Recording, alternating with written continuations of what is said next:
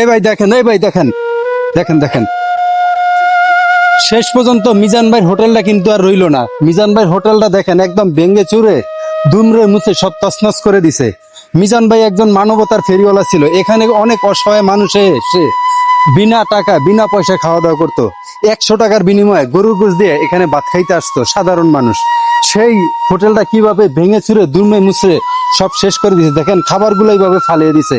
মিজান ভাইয়ের কি অপরাধ ছিল? এখানে সাধারণ মানুষগুলো এসে 100 টাকার বিনিময়ে গরুর গোশ দিয়ে ভাত খাইতো।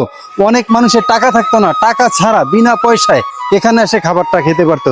সেই অসহায় মানুষগুলা এখন কোথায় যাবে, কোথায় খাবে? এটা কোনো কাজ হলো? এই হচ্ছে অবস্থা। কাকা, আপনি কি মিজান ভাই হোটেলের কাজ করতেন? আমি মিজান ভাই হোটেলের ভাঙছে কোন সময়, কি হয়েছে? 12টার দিকে। 12টার দিকে ভাঙছে। আর মিজান ভাই তো আর বাইরে নাই। মিজান ভাই না, কি অবস্থা? মিজান ভাই বর্তমানে কারাগারে আছে। ওনার ওই যে ওই একটা বিষয় নিয়ে গন্ডগোল হয়েছে, এটা আপনারা জানেন সবাই। হ্যাঁ, এটা তো জানি। এখন এই যে ভেঙে দিল, আপনাদের কর্ম তো বন্ধ হয়ে গেল, এখন আপনারা কি বলেন? দেখেন, আমার ভেঙে দিয়া বিশাল বড় ক্ষতি করছে। আমাদের পরিবারে ছেলে সন্তান আছে, মেয়েরা আছে, আমরা 8 জন স্টাফ এখানে কাজ করতাম প্রতিনিয়ত। তো এখন মনে করেন আমাদের ফ্যামিলি তো একটু কষ্ট করবোই, আমরাও কষ্ট করবো। হয়তো অন্য কাজ যোগায় নিবো, হয়তো রিক্সা চালাইতে হইব, নাহলে ভ্যান গাড়ি চালাইতে হইব, নাহলে বিভিন্ন কাজ আছে, ওইসব কাজ করতে হবে।